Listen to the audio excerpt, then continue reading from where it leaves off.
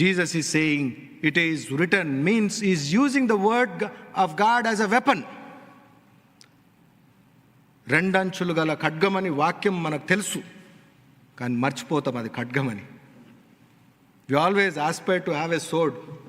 It's a very fascinating thing. Other way, I also took a picture with a sword. That power, that feel that comes when we hold a sword is different. And likewise, when the word of God is within us, that strength is different.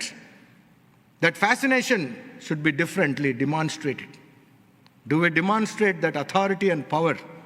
ఒక సోడును పట్టుకున్నప్పుడు ఉండేటటువంటి భయం, ఇతరులకు కలిగించేటటువంటి భయం, అమ్మో వీడు ఇలా అంటే నా తలబోతుందో ఏమో,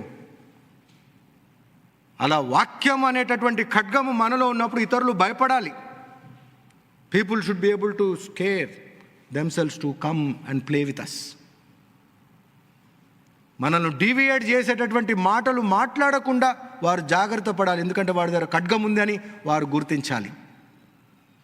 వాక్యము, the word of God is like a sword. People should recognize that sword within you.